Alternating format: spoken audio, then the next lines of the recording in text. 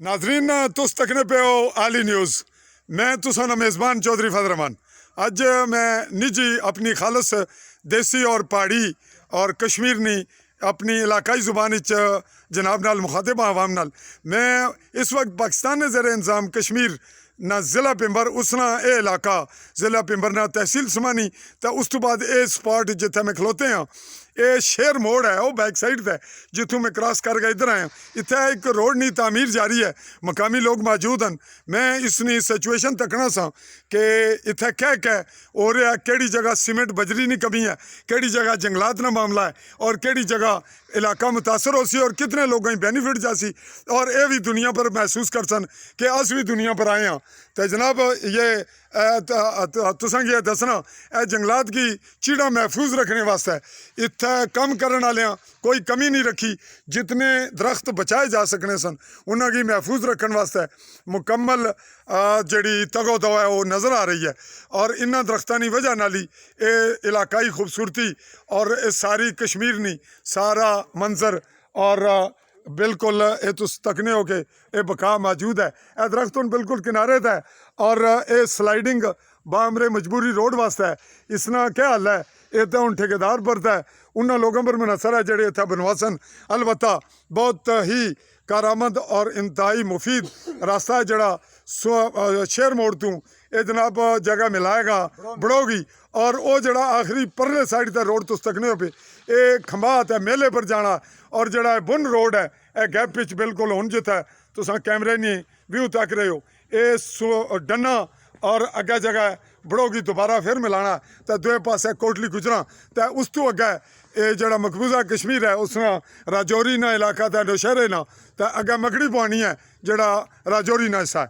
तो जनाब हूँ मकामी जनाब तुसा ना क्या तारुफ है जी, क्या ना है? मेरा नाम जी सैयद जाबिर हुसैन। अच्छा जी तो तुसा ना जी रिजवान खान घर कुछ है ने खेतर सर खेतर तो जनाब चौधरी फैसल शबीर कलियाल टाउन कलियाल टाउन केड़ी जगह है? डन्ना कलियाल टाउन डन्ना कलियाल टाउन।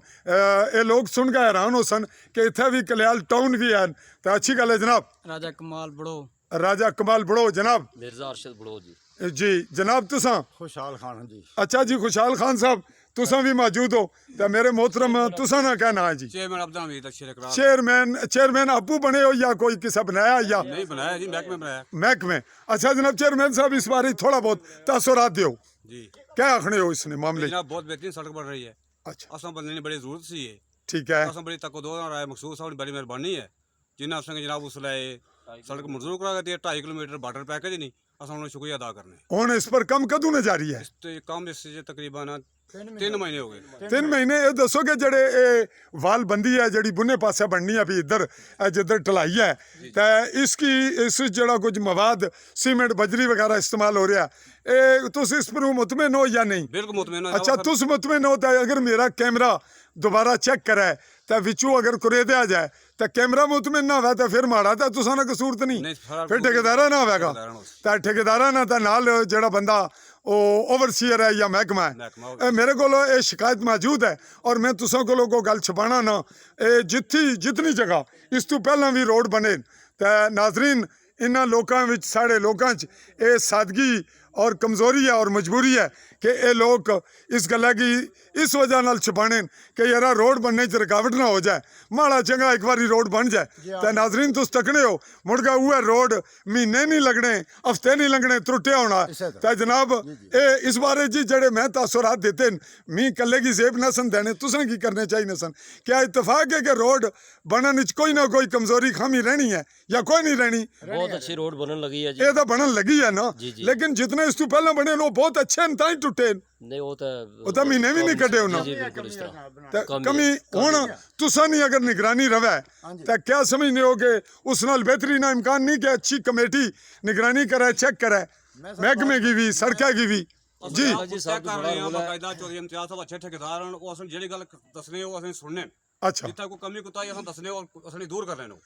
नाजरीन मुंशी भी दसे आवे तू जेड़ी गल आखां इसने गल सुन कर काम करना जी नाजरीन यह गल अस चाहने सा कि जिथे हूँ रोड बने हूँ लोग उस पर तवज्जो दें मकामी लोगों की कमेटी है वो इसकी बनने वेला नज़र रखे और इसने बनने वेला जड़ा मैटीरियल है ਉਸ ਨਾਲ ਇਸਤੇਮਾਲ ਬਾਕੀ ਹਰ ਚੀਜ਼ ਉਹ ਮਿਆਰ ਦੇ ਮੁਤਾਬਕ ਆਵੇ ਤਾਂ ਉਸ ਨਾਲ ਨਤੀਜਾ ਇਹ ਨਿਕਲੇਗਾ ਕਿ ਇਹ ਲੋग ਵੀ ਇਹ ਰਿਆਸਤ ਵੀ ਇਹ ਕੌਮ ਵੀ ਔਰ ਇਨਸਾਨੀਅਤ ਇਸ ਸਾਰੀ ਨਾ बेनिफिट बका तो फायदा है तो जनाब कुछ और रखोगे ताकि मैं सम अप करा बहुत अच्छा काम कर रहे हैं जनाब ठेकेदार सर तारीफ नहीं तनकीद नहीं गल करो तनकीद थोड़ी जी तनकीद तो करिए जो गलत काम करने हो नहीं हाले तो शुरू होया ना शुरू होया ना इस तो बाद नेक्स्ट वीक तुम्हें मौका देंगे कम होना पिया कटाई ना कम होना बेहतरीन हो जी ये बहुत अच्छा हो रहा है ये काबिल दाद है दरख्त तुसा बचाए ने थोड़ा जिहा दरख्तां ने बारे च क्या दसो जंगलात ने बचाए ना दरख्त जंगलात साहब चिट्ठी लिखी है जो 2-4 बूटे विच आउने जो मजदूरी दी थी ये तो सारे ही बहुत सारे बूटे विच आमने सन एक तुसा विच रखिंदा दीवार ने विच रखिंदा जरा ਕੰਨੇ ਪੈਣ ਕੇ ਸਾਰੇ ਕੰਨੇ ਪੈਣ ਕੇ ਪੌਦੇ ਆ, ਸਾਨੂੰ ਇਸ ਵਾਸਤੇ ਸਾਡੀ ਮਜਬੂਰੀ ਆ। ਮੈਂ 3 ਮਹੀਨੇ ਹੋ ਗਏ ਨੇ ਬਾਅਦ ਖੁਸ਼ਹਾਲ ਨਾ ਆ ਮੇਰਾ ਸਰ।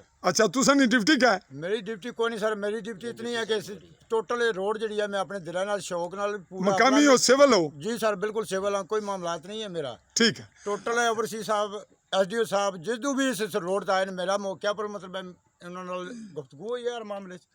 ਹਾਂਜੀ ठीक है जनाब कुछ और आखना चाहो जी तुस नौजवान हो माशाल्लाह कोई गल ਇਹ ਆਖਣਾ ਚਾਹਣੇ ਆ ਕਿ ਰੋਡ ਨਹੀਂ ਥੋੜੀ ਕਟਾਈ ਰਹਿਣੀ ਹੈ, ਉਹ ਨਹੀਂ ਹੈ ਤਾਂ ਉਹ ਕਟਾਈ ਕਰਨ।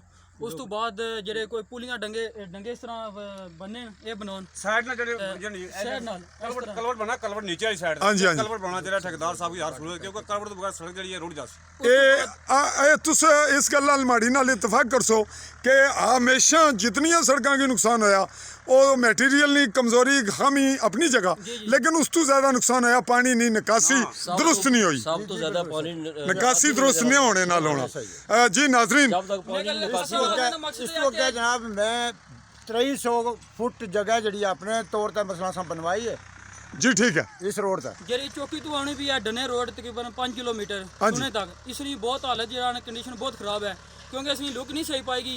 ਉਹ ਜਿਹੜਾ ਕਾਫੀ ਤੌਰ ਪਰ ਉਸ ਰੋਡ ਆਇਆ ਇਸ ਨਾਲ ਇਹਨਾਂ ਨਾਲ ਹੀ ਮੁਤਾਲਬਾ ਕਿ ਇਸ ਨੂੰ ਜਿਹੜੀ ਲੁੱਕ ਪਈ ਸੀ ਉਹ ਅੱਛੇ ਤਰੀਕੇ ਨਾਲ ਪਿਆ। ਦੂਸਰਾ ਨੰਬਰ ਡੰਗੇ ਜਿਹੜੇ ਬੰਨੇ ਪੈਣ ਤੇ ਮਜ਼ੀਦ ਹੋਰ ਜਿੱਥੇ ਜ਼ਰੂਰਤ ਹੈ ਉਹ ਬਣਾਏ ਜਾਣ।